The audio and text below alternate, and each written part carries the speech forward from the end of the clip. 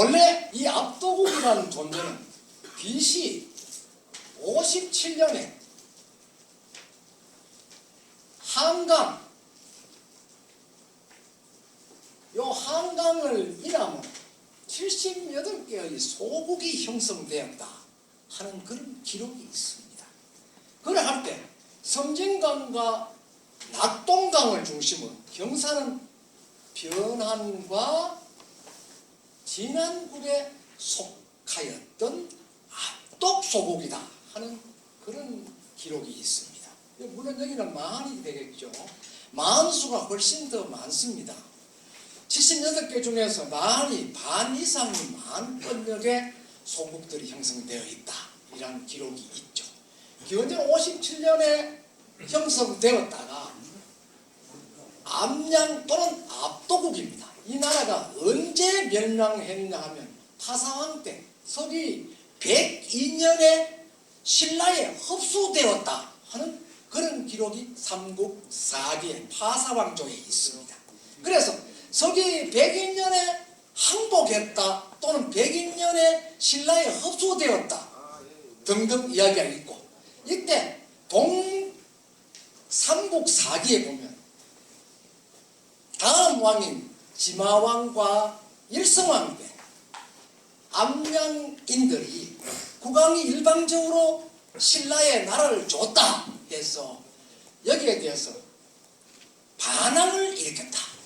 그런데 신라 일성왕조에 보면 일성왕이 반항하는 압독국의 국민들을 토평했다.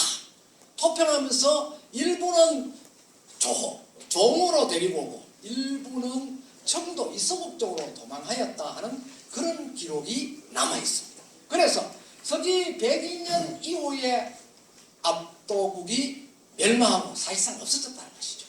그런데 이 압도국이 언제 다시 부상하게 되느냐 하면 서기 642년입니다. 이 642년이 선덕여왕 11년입니다. 642년에 어떻게 암양이라는 존재가 밝혀지느냐 하면 김유신 장군에 의해서 이 지역이 암양주라는 명칭으로 명명되게 되죠. 그래서 여기서 군사를 양성해서 백제와의 전투에 참가하도록 선덕여왕이 명을 내렸는데, 사실은 640년에 신라의 최고 관문이고 가장 신라에서 저항력이 강한 대야성이 백제에 의해서 함락이 되었다고 합니다. 그러니까 결국은 대야성이란 존재를 지키기 위해서 2년 후에 김유신 장군이 암양주에 군주로 왔다 이렇게 된 거죠. 본래는 김유신이 대야성 근처, 다시 말하면 지금의 보령이나 그 합천 쪽에 대야성이 있었는데 그쪽에 가서 군사를 일으키고 훈련시켜서 바로 대야성을 다시 되찾으려고 하였는데, 김유신 장군이 군사를 이끌고 그곳에 가보니까 이미 그 지역의 사람들이 백제에 넘어가 있었다. 그래서 도저히 그곳에 하지 못하고 이 경산 쪽으로 왔다 해서 경산 쪽에 와서는 당시 그 지역에 있는 주병들하고 합세를 해서 다시 군사 훈련을 하고 대야성을 탈환하는 그런 꿈을 꿨다는 것입니다. 그래서 642년에 김유신 장군이 그 압도국으로 오면서 또 이름 자체가 이제 암양주로 바뀌었다는 것이죠. 암양주로 이제 원래 신라에 종속되어 있는 것을 독립해서 하나의 주로 만들어준 거죠. 주로 만들어주는데 김유신 장군이 또 암양주에 여러분 가시가 삼국사기에 김유신 장군 상편에 보면 기록이 있습니다. 김유신 장군이 막상 암양주에 오니까 자기는 생각에 신라의 장군이 암양주에 왔으니까 그 지역에 있는 많은 사람들이 나를 반겨줄 줄 것이다. 이런 생각에서 왔는데 막상 와보니까 아무도 그를 맞이해 주지 않았다 하는 기록이 있습니다. 김유신 장군은 덕장이지 않습니까? 그래서 김유신 장이 문득 생각한 게 뭐냐? 하하, 여기에 있는 주민들이 서기 102년에 타사왕에 의해서 멸망하였고 그로부터 신라의 많은 그 권력으로부터 피해를 입었기 때문에 신라를 대단히 싫어하고 있다 하는 것을 아는 것이죠. 그래서 그 암양민들의 상처, 트라우마를 이해하게 되면서 달포 동안 그들과 같이 놀았던 것이죠. 늘 제자거리가 춤도 추고 술도 먹고 뭐 이렇게 한 것이죠. 처음에는 이를 지켜보는 암양주의 젊은 청장년들이 신라의 장군이 왔으니까 뭐 지 잘하겠지, 나 봐라 이렇게 생각하고 방관했는데 달포 동안 김유신이 전혀 움직이지 않고 자기들과 같이 술 먹고 놀고 방탕한 생활을 하거든. 어디 가서 저는 쫄짱보가 여기 군주로 왔노? 이래 하면서 암양 주병들이 스스로 자칫 잘못하면 대야석에 있는 백제군사가 와서 암양주를 침범해보면 우린 다시 백제에 종속된 공평이 된다. 그러면 더 안 고달프라. 그러니까 우리가 지키자. 이러한 뜻에서 주병들을 모았던 것입니다. 그것이 경산지방의 최초의 창이다. 창이 이거 창자, 이거 재밌는 창자예요. 이자로 올릴 자. 사문대학장님, 이 창자가 무슨 창자입니까? 헛개비 창자입니다. 그래서 옳은 일에 무조건 가리지 않고 목숨을 건다. 막 그런 뜻을 아마 가진 것이 아닌가. 저는 그렇게 해석합니다. 최초의 창의로 볼 수 있고 그분들이 많은 사람들이 일어났기 때문에 김유신이 가만히 보니까 이제는 암양민들이 나의 뜻을 알아차리고 신라를 위해서 움직일 여력이 있다. 이렇게 해서 선덕 여왕한테 가서 윤을 받고 김유신 장군의 정예군사를 넣어서 거기서 훈련했던 사람들이 암양 군사들이 대야성으로 가서 대야성을 탈환을 했는데 그게 645년입니다. 이 640년부터 645년까지는 제가 죽을 때까지 연도를 알려버립니다. 딴 거는 금방 핸드폰 나와서 어디 놔두면 몰라도 이거는 알려버립니다. 645년에 대야성을 탈환했다는 것이죠. 이때 벌써 그 대야성 원래 성주인 품석과 그 안에 고타수는 죽어서 그 수급이 잘린 채로 그 수급이 흰 광목 포대기에 넣어져서 의자왕이 자는 침소에 댓돌 밑에 넣어놓고 의자왕이 매일같이 그럼 댓돌을 밟고 방에 들어가고 나무에도 밟고 나오고 이렇게 했다는 것이죠.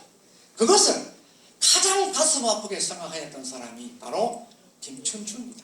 자기 사우고 큰딸이기 때문에. 그래서 김유신은 탈환과 동시에 거기에 장수들을 전부 사로잡아서 의자왕과 타협을 합니다. 그래서 그 수급을 열을 받고 장수를 살려주고 이렇게 해서 포로 교환 형식으로 했다 하는 그런 기록들이 있죠. 우리 경산님들이 최초 나라를 위해서 걱정하였던 일반 백성이 걱정하였던 최초의 창이다. 저는 감히 이렇게 이야기하고 싶습니다. 그 다음에는 조금 적은 규모입니다만 자인 지역에 보면 단어가 있죠.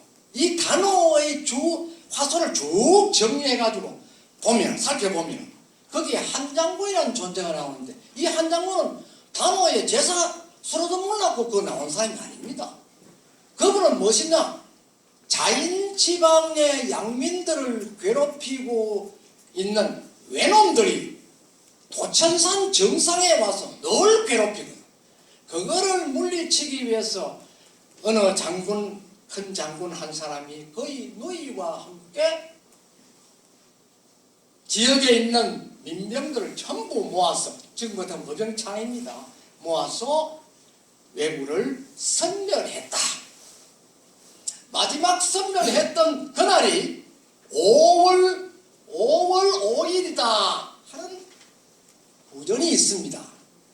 그렇다고 그게 단호와 직접적 관계가 있는 것은 아닙니다.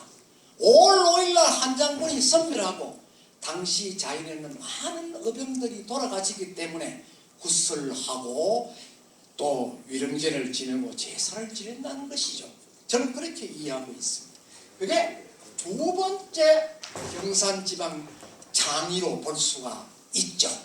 그리고는 바로 여러분이 너무나 잘 아시는 1592년입니다. 1592년에 외놈들이 4월 달에 4월 20일경에 홍신수길이가 병사들 내보내서 바로 중국으로 가는 길을 내달라 하는 그런 명분을 내세워서 부산포에 들어갔습니다. 송상현 선생이 돌아가시고 그때부터 조선은 풍지박산이 되었던 것입니다. 이 땅에 주인은 없고 관군은 모두 다 도망갔다 하면 안 되겠지만 지방 소령들이 거의 다 도망갔고 한마디로 우주공산 같은 그런 시점에 일어났던 사람이 바로 어병입니다. 임난창의 어병입니다. 그때 임난창의 어병은 전국적으로 수백에 달하는 어병장과 또 어병장을 도우는 부장들이 나와서 어병은 수십만이 되었습니다. 거기에는 민병도 있고 또 성병도 있었다는 것이죠. 성병은 여러분들이 너무나 잘 아는 서산대사와 또 밀양에 있는 사명대사 또 처영선사 그 다음에 그 금산에 있는 기호선사 이런 분들이 마치 벌떼같이 일어났다는 것이죠. 그래서 목숨을 나라를 위해서 버리겠다. 그 버리겠다는 그 단어가 총애와 같이 합니다. 나는 보잘것없는 지푸라기 풀과 같이 내 목숨을 나라를 위해서는 기꺼이 버릴 수 있다 하는 그런 일념으로 나섰던 것입니다. 그분들이 총을 쏠 줄 압니까? 총도 없을 뿐더러 활을 쏠 줄 압니까? 칼을 다룰 줄 압니까? 그러나 그분들은 용기 하나로 대창을 들고 호련히 나섰다는 것이죠. 이때 이분들이 거의 대부분 선비라는 것이죠. 선비들이 나섰는데 경산에도 5월 7일경에 처음에 알았던 데가 어디입니까? 자인입니다. 경산 쪽은 외국인들이 넘어와도 몰랐어요. 하양도 몰랐습니다. 5월 7일 이전에 그때 마침 자인에는 그 당시에 현이 없었습니다. 그러니까 고을이 없기 때문에 사도도 없죠. 경주부에 속편되어 있고 경주부에 소속되어 있기 때문에 경주부에서 모든 것을 다 한다는 것이죠. 그래 할 때 다행스럽게도 자인에는 관할은 없었지만 자인 교동입니까 거기가? 교촌입니다. 예. 교촌 쪽에 항상 교자 부분들은 향교가 있는 곳입니다. 제가 그냥 질문을 해봤습니다. 그 교촌에서 향교가 있었는데 지역 유생들이 거기 와서 늘 연애도 하고 모르는 없지만 공부도 하고 시를 낭독하고 이렇게 했는데 그때 마침 어떤 젊은 청장년들이 넘어지면서 뭐 또 일어서고 남자도 있고 여자도 있고 하는데 한 20명이 오다가 울부짖으면서 왔다. 이건 성재 선생 실기에 있습니다. 여기 성재 선생 그 후손이 두 분이 와 계십니다. 그 문중회 회장도 최용석 선생이랑 와 계시고 또 전 회장했던 최국기 선생이랑 두 분이 와서 지금 듣고 있습니다만 제가 그 분야에 대해서 조금 한 1년 동안 연구한 바가 있어서 제가 말씀을 드립니다. 너희들 어디서 왔냐고 하니까 우리는 양산에 있는 관속이다. 관속도 관아에서 일하는 그 요사였던 직원입니다. 공무원이죠. 관속인데 나라가 지금 외놈들이 침입을 해서 완전히 어디가 가든지 구별할 수 없을 정도로 나라가 지금 위기에 서 있다. 그런데 요 편안하게 왜 한국에 앉아가 신화하고 있합니까? 그래서 가까이 불렀어. 그 이야기 뭐냐 하니까 여차기로 그때는 벌써 청도 일부가 함락이 되어 있을 상태입니다. 그 이야기를 듣고는 어병을 일으켰다는 것이죠.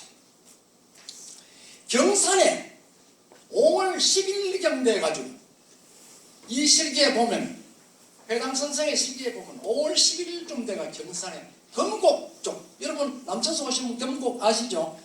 금곡 앞에 보면 연화봉이라는 산이 이렇게 있습니다. 그죠? 지금 철쭉이 이렇게 돼 있고 이쪽에가 금곡이죠. 이리 올라가면 이쪽 올라가면 또 다른 원동하고 또 여러 동을 거치는 마을이 나온다면 이 금곡 쪽에 외놈들이 1,500명이나 들어와서 양민을 괴롭히고 합살하고 여자를 겁탈하고 이렇게 그 소문을 들었던 이름은 전혀 밝혀지지 않는 그 혈령입니다.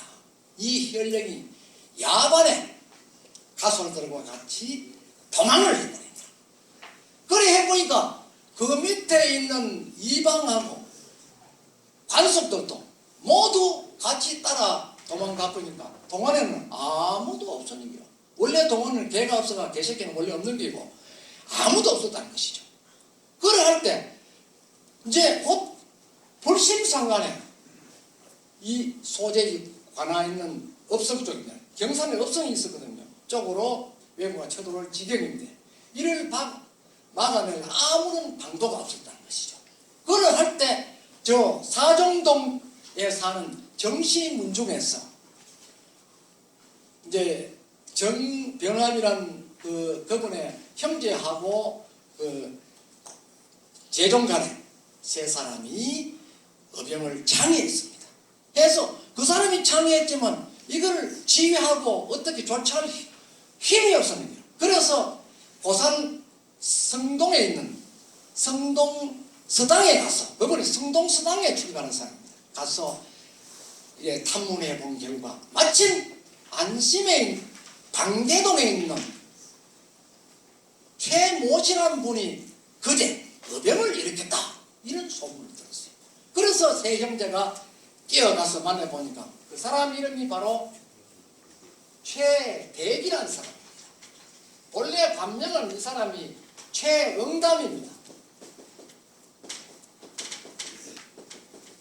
최응담이라는 분인데 이 사람이 집의 이름이 최대기예요. 최대기인데 최대기라는 분을 만나니까 한 70여 명의 어병을 모았다는 것입니다. 그래서 여차저차 경산현의 행핀 이러니까 경산현을 좀 도와달라. 당신이 지휘해도. 그런데 이분은 무관은 아니지만 무예에 뛰어난 무인이었다는 것이죠. 그래서 내가 이 차판에 무엇인가 나를 위해서 한번 해보겠다 하는 마음을 먹었는데 이때 이혼의 나이가 29입니다.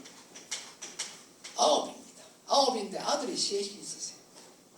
그래서 29살에 창의를 하고 있는데 이분들 제의해서 기꺼이 허락을 하고 바로 경산현에 와보니 경산현은 엉망인데 지식인들 조금 힘드는 사람 재력가들은 전부 피난 가보고 도망 가보고 없고 일반 민초들만 남아가 벌벌벌 떠버리는 거예요. 그래서 이 정시문중에서 당리탕에 후원도 하고 이렇게 해서 이분을 어병을 총괄 지휘할 수 있는 우두머리로 초대를 했는데 그때 지역에서 이분에게 불렀던 이름이 직책이 대장입니다. 어병대장. 어병대장인데 이 사람이 대자가 큰 대자인데 이거 대신 대자 아닙니까? 왜 이렇게 썼느냐? 본래 국가에 어떤 그 사건이 큰 사건이 생긴든지 난리가 일어나면 지방 수령이 바로 군인으로 전환해서 그걸 대체하도록 되어 있습니다. 그 당시에도. 그런데 고을 수령이 도망가고 없어서 수령을 대신해서 장군 역할을 한다 해서 최대기 선생은 모든 기록에 최대기 대장으로 기록되어 있습니다. 이분이 반야울 방계동부터 유라동입니다. 방계동에서 함께 왔던 자기들의 동료하고 경산에 있는 그 100여 명하고 같이 건국 전투에 나갔습니다. 이때 마침 고산 옥수에 자산이라는 봉암골로 오는 고위의 산이다. 우리 저 오셨네. 예. 자산 올라가는데 거기에 보면은 자산 산성 이란 산성에 박응성이라는 분이 이미 창의를 해서 주둔하고 있었다. 이분은 무관입니다. 선조에게 명령을 받고 지역의 의병을 일으키라는 그런 명령을 받고 왔는데 그분이 그 산에서 지역의 의병들을 모아서 훈련도 하고 이제 모든 전쟁을 준비하고 있을 때인데 급히 연락이 와서 금곡 쪽으로 갔죠. 금곡에 와서 이제 금곡에 있는 최대기 의병장하고 합세를 하게 된 것입니다. 그러니까 이분 박응성 의병장은 주로 어느 쪽에 쪽을 맡아가면 여기 연화봉에 올라가는 적들을 치고 그 다음에 이 고령 최대기 의병장이 맞고 이쪽 금곡 쪽은 자인의 최문병 의병장에게 지원을 요청을 했어. 최문병 의병장의 병력이 700여 명이 여기에 출정을 하였다는 것입니다. 이래서 서로 세개 군대가 합세를 해서 1500명에 달하는 왜구를 물리칠 수가 있었고 적의 말과 또 총과 그 다음에 적을 참여했던 그 인원도 수십에 달았다 하는 그런 기록이 남아있습니다. 이후부터는 이 세 분이 공조해서 남천 일대를 지키기 때문에 왜구가 아예 청도 이서부 다시 말하면 남성현 쪽을 둘러가 저리 가창 쪽으로 빠졌다는 것이죠. 그러면 다시는 안 왔는데 얼마 후에 일부 금곡 쪽에서 남아가 골로 피해 있던 군사가 그 왜구입니다. 군사가 어디로 갔느냐? 오목천 쪽으로 이동을 했다는 것이죠. 성자 선생님 책에 보면 5월 11일로 되어 있습니다. 어떤 기록에는 5월 16일로 되어 있고 하기야 한 200년 후에 후손들이 적은 것이라서 정확성은 그렇게 없습니다. 그러나 어떤 그 일기나 사건 수첩의 어떤 그 내용들을 보고 적은 것으로 저는 판단하고 있습니다. 5월 11일 날 왜구가 오목천으로 쳐들어왔는데 이걸 왜구가 아주 강한 놈들이 왔는데 이걸 막을 열사인 것이었는데 이 보고를 받은 성제 최문병 의병장이 자기 바로 밑에 부장이 이상이라는 사람입니다. 이상. 여러분 이름 기억할 필요가 있습니다. 이상이란 장군이 있습니다. 이 사람도 무인입니다. 이분이 성제 선생의 창의를 할 때 가장 큰 힘이 되어 주었던 장수죠. 아무리 문인들이 많이 와가 합시다 해도 그 사람은 붙받고 만질 줄 모르는 사람이 칼 들어보면 분을 쩍. 그런데 이분은 칼을 맞추는 사람이라서 이분이 와서 성제 선생이 실기에 보면 물안동 제궁에서 맨발로 그를 맞이했다. 뛰어나가 맞이했다 하는 기록이 있습니다. 그런데 결국은 이연원이 훗날 동창선 그 전투에서 동창은 청도 동창입니다. 금청 동창전에서 왜구 2,500을 맞이해서 중과 부족으로 이분이 전사하고 말았죠. 그래 이제 성제 선생이 가장 가슴 아파하고 성제 선생이 돌아가실 때까지 가슴 속에 넣어놨던 트라우마가 바로 이상 장군입니다. 죽음. 왜? 이상 장군이 자기 대신 돌아가셨다는 그런 강박관념을 갖게 되었던 것입니다. 자기가 직접 군사를 끌고 와야 되는데 이상 장군한테 시켜서 했는데 이상 장군하고 저 위에 검천우 쪽에 서남 쪽에 왜구가 쳐들어와서 군사를 이쪽에 700명 저쪽에 500명을 주고 이렇게 막아내다가 이상 장군을 잃게 됐다는 것입니다. 그런데 이때 이상 장군을 시켜서 오목천에 내보냈다.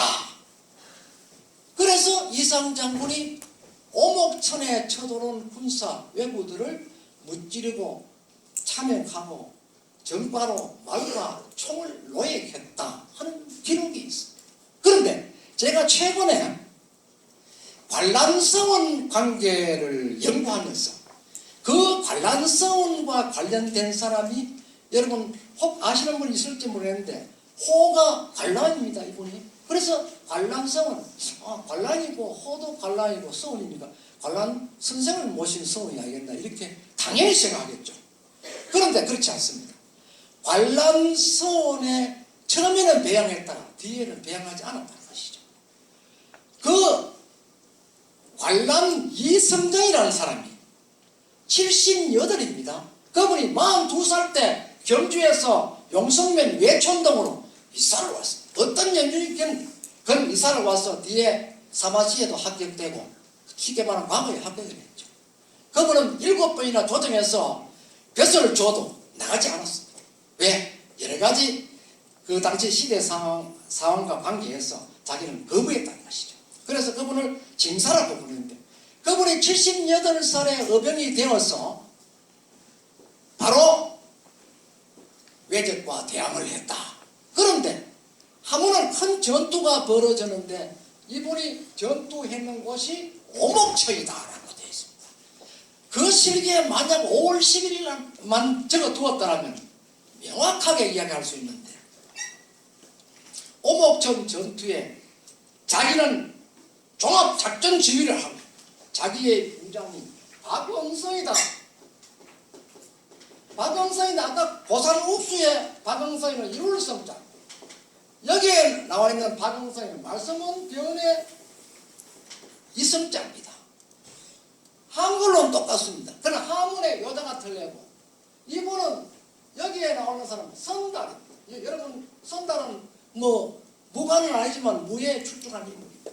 선달 박영성을 통해서 오목천을 막으라 이렇게 했습니다. 자기는 지휘하다가 격렬하게 전투를 하다가 선달 박영성이 그곳에 전사하고 왜구도 모두 물러나고 죽었는데 그 당시에 왜구가 죽은 시체가 10리나 널브러졌다 합니다. 그렇다면 오목천에 가시면 오목천을 가장 많이 아는 사람이 누구냐? 이성정 선생, 관란 선생이다. 관란 선생은 늘 거기서 후학들을 가르쳤습니다. 10리나 널브러졌다 하는 것은 시체가 총총 있는 게 아니고 드문드문 있어도 10리 동안 버티겠다 하는 것은 용성에서 자인 원당까지 오목천 쭉 내려가는 외놈들이 죽은 시체들이 쭉 이어졌다는 그런 뜻입니다. 그래서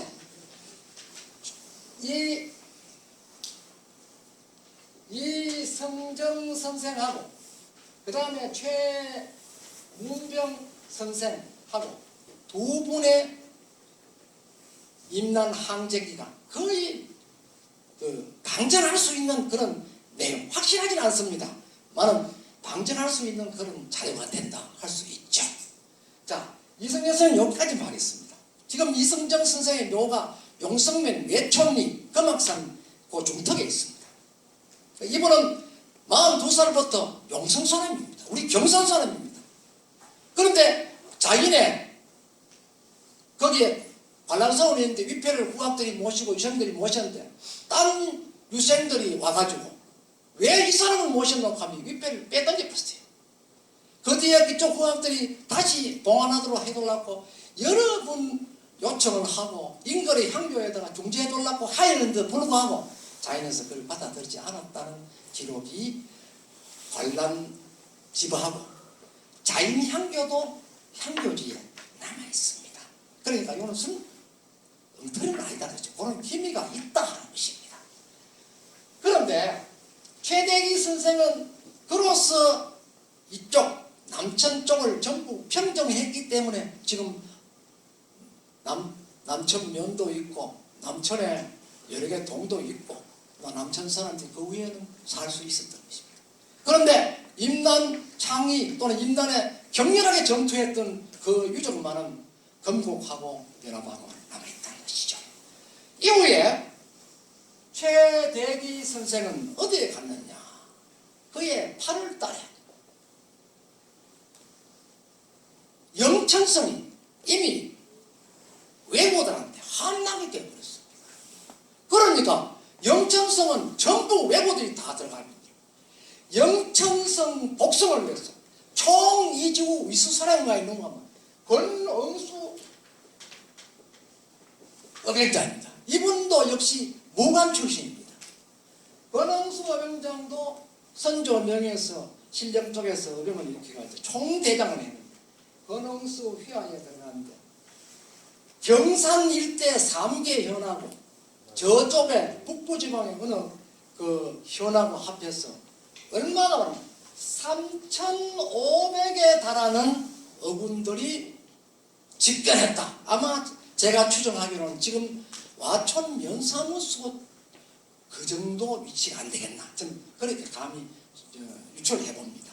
그런데 이 3,500명을 인솔해서 신의 어병장, 그 다음에 자인의 최문병 어병장, 그 다음에 경산의 최대기 어병장 세 분이 갔다는 것이죠. 가서 그 다음 영천성 앞에서 영천 출신인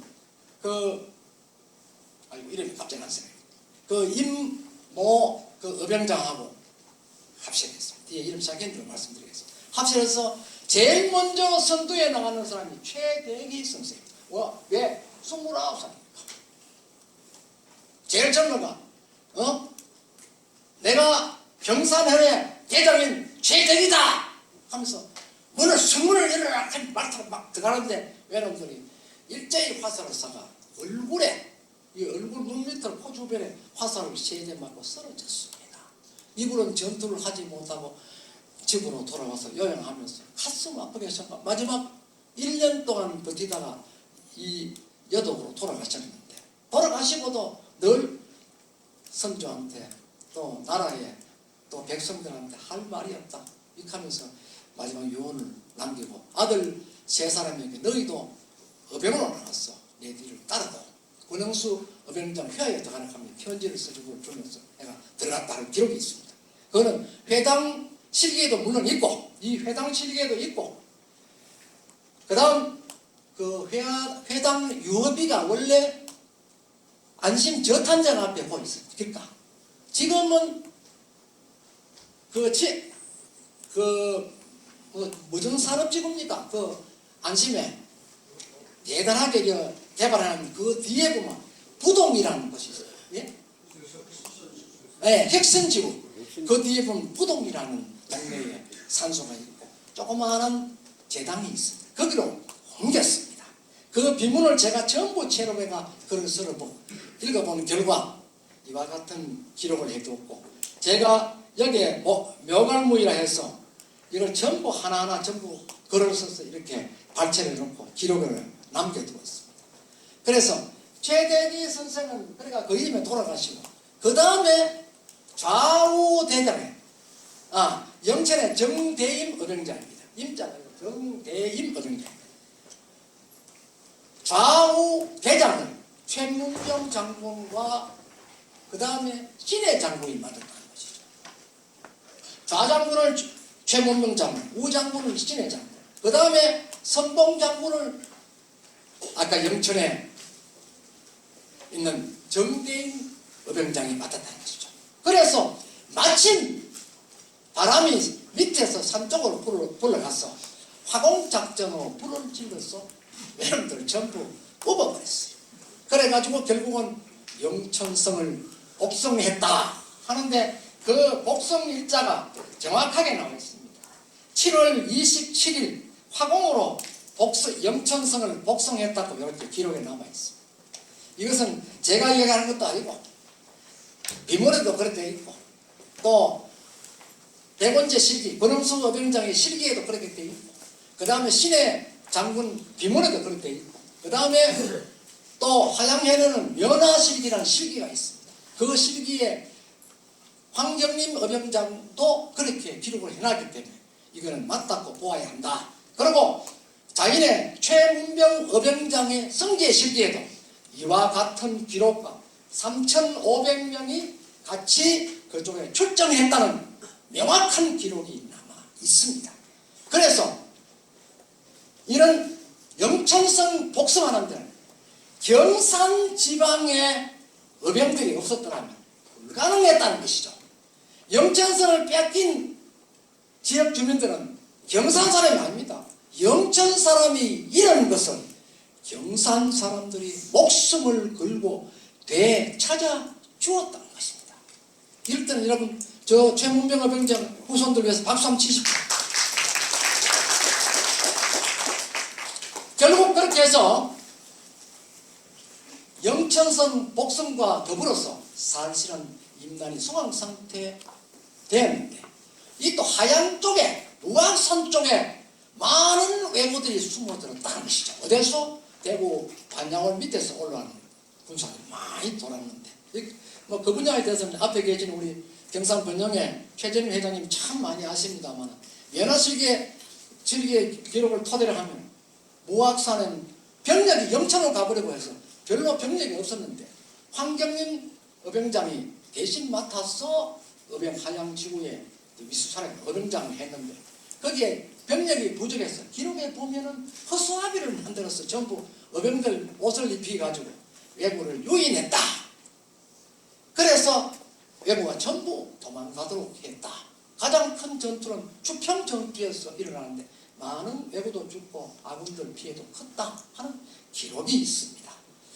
그래서 이러한 기록들을 총망라해 보면 경산 지방의 그 사람들은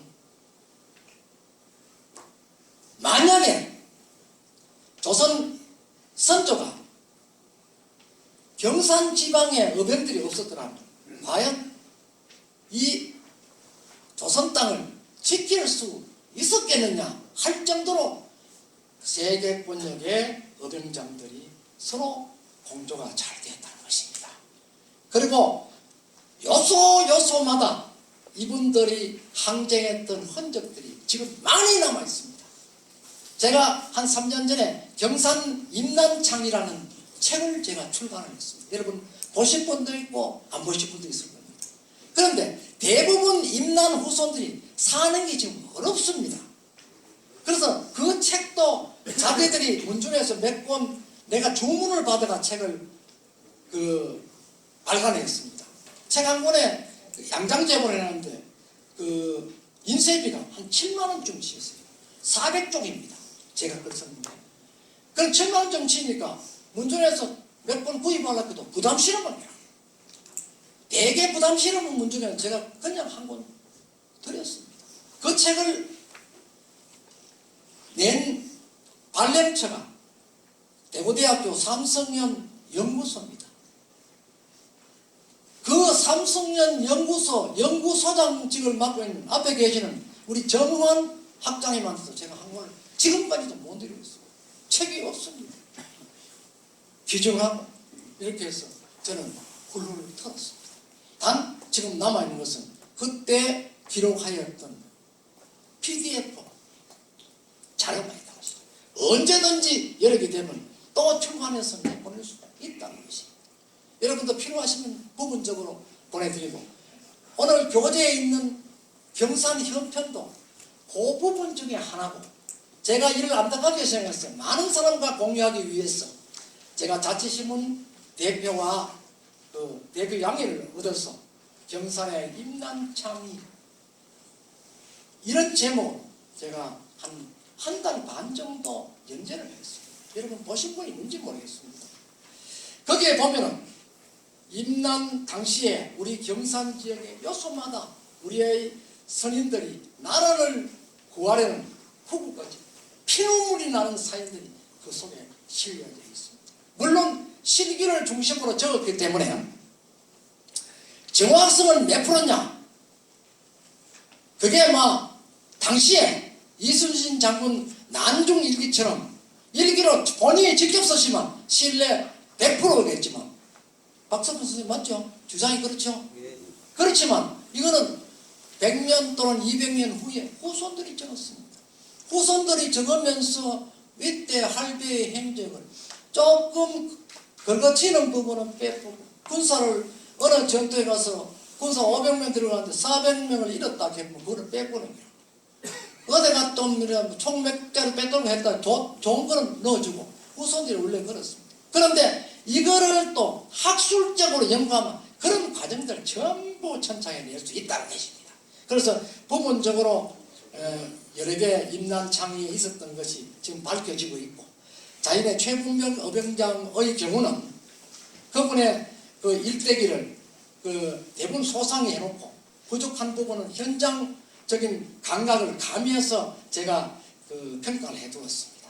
했고 결론적으로 그분이 42살 아주 그 젊디 젊은 나이에 임난 점유적 나이 재란이 끝나고 병고로 돌아가셨습니다. 그분이 왜 돌아갔었을까요?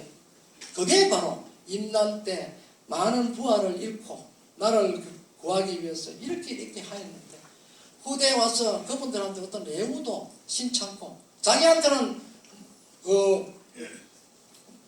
한성 부유이라는 것을 내려졌습니다. 그러나 밑에 있는 사람한테 내려지지 않은 그런 어떤 안타까움을 통감하면서 그런 어떤 오사기 스트레스성으로 아마 돌아가시지 않았나 하는 생각도 감히 저는 해보았습니다.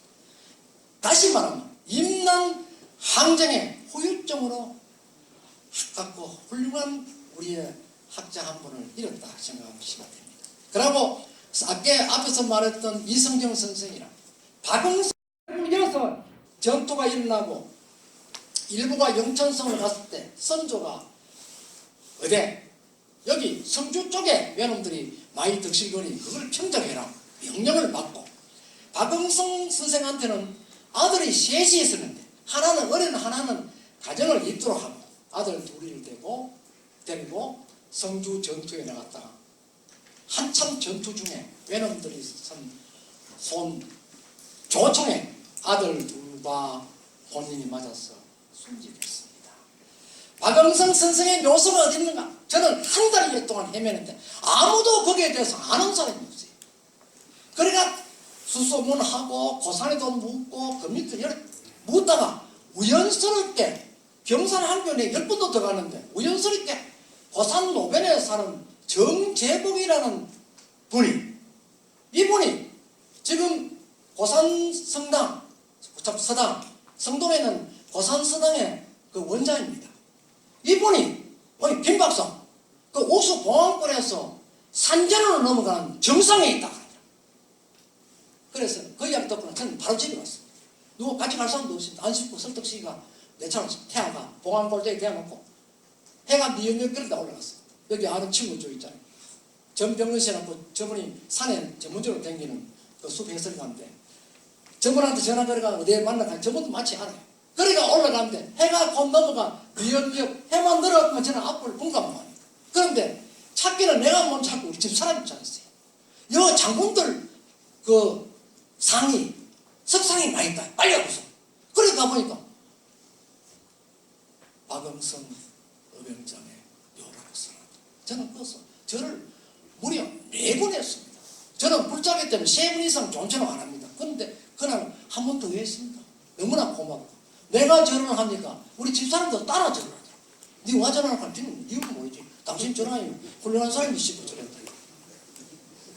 그런데 거기에 비석에 보면 그분의 애국심이 소상하게 기록되어 있다는 것입니다. 그것도 역시 제가 체력을 전부 다 해놨습니다. 이거를 경상지방에서 좀 현창하려고 노력을 해야 된다는 것이죠.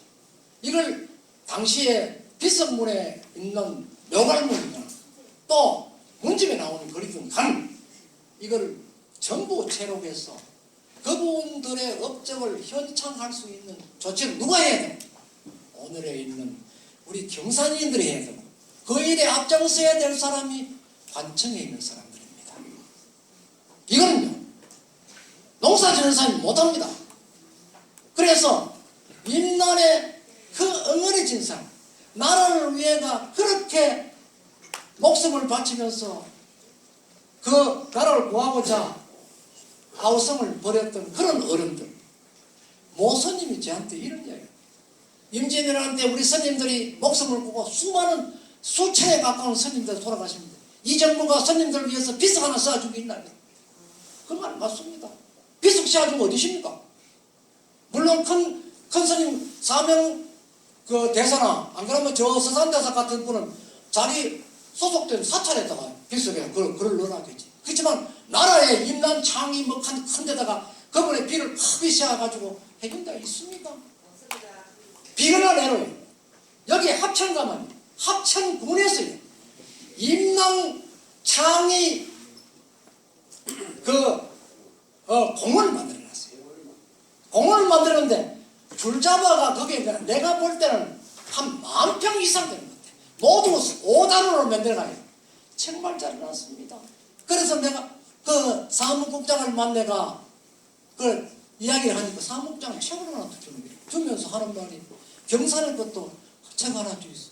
참 부끄럽더라. 경산의 책 내가 있습니다. 그 합천군에서 냈어. 합천군에서. 그 합천군은 그 우리보다 뛰어난 곳입니까? 우리보다 제일 자립도가 높습니까? 그 합천군에서 만들었어요. 그러면서 하나 달라. 그렇게 하면서 그분이 최문병 장군을 알아. 최문병 장군 그 활약상은 우리도 알고 있습니다. 그 뒤에 오시면 오늘 안 가시면 책가고 책을 하나 갖다 주 있어. 그분이 연세가 많아요. 그 뒤에 한번 갔습니다. 내가 사부랭을 하나 드렸어. 미안하다 하고. 그런데 보면은 정말 작은 곳에 인구 는다고 뭐가 내가 그 도시가 우리가 경북 몇 번째 도시고 전국에 얼마다 그것보다는 우리 이 땅을 지켜내기 위해서 목숨을 바쳤던 그런 순국선열, 그리고요 경사를 국내는 물론이고 세계까지도 인물로서 평가받는 어려운 스님과 같습니다. 이분들을 내외적으로 현창하는 것. 그분의 유적을 앞에 우리 경산학교 회장님 말씀하셨더나 세계유산, 기록유산으로 그분의 행적지를 등재하는 방안 등등도 필요하다는 것입니다. 흔히들요 안동지방 또 저쪽에 북쪽에 봉화 쪽에 뭐 저쪽에는 옛날에 조선시대에 왕후가 나왔다 하면 자랑들을 진장해 해적입니다. 경산에는 왕후가 나왔습니까? 경산에도요 고려가 망하는 마지막 왕이 누굽니까? 누굽니까? 예? 창왕 왕 이름은 고려에서 왕 이름은 아니다. 예, 공양왕입니다. 공양왕의 아내가 뭡니까? 왕비죠. 왕비가 경산 중산동 사람입니다. 여러분 아십니까? 노씨입니다. 노씨. 우리 기록에 있잖아요. 노씨가 경산 사람이라 해서 당시 공양왕이 경산 사람한테는 세금을 많이 대폭 면제시켜주고 경산현을 군으로 성격시켜줘라 해서 군이 된 것입니다. 물론 빼앗긴 덜에도 보면 오는가 하는 그 시도 있더라마는 땅은 빼앗긴데 이게 의된 것이고 물었을 때 그것은 이런 스님의 고향은 경주입니다 라고 해요. 왜 경주고? 그래 조사해본 결과 경주에 속현되어 있는 장산입니다. 그거 왜 그러냐면 옛날에 처음 태조왕 때 태조왕의 이름자와 같은 글자가 있어가 바꿔라 했는데 경산 사람은 장자를 안 바꿔가 이거 밑비해가지고 아마 그런 걸 알고 있습니다. 이래서 왕명으로 이런 거 저런 거 묻지도 따지도 말고 복결식이라 이런 스님이 태어난 고향은 경주에 속해주시는 말도 안 되는 짓이다. 이렇게 해서 1310년에 명령했는데 경산 사람이 무슨 이름을 짓고 고민하는 게 7년 걸렸어. 그래가 1317년에 경산이라 이렇게 써가 냈다는 것입니다. 거기 통과가 되가 오늘날까지 우리 고장 지명을 경산이라 했다. 이런 기록이 있습니다. 여러분은 이런 자긍심을 가지고 또 우리에게는 훌륭한 선조들이 이 땅을 지켰다는 자부심, 이 모두는 우리의 자랑입니다. 이런 자랑을 가지고 여러분들 맡은 바 일을 훌륭하게 해내시고 여러분 건강하시고 복 많이 받으시기 바랍니다. 고맙습니다.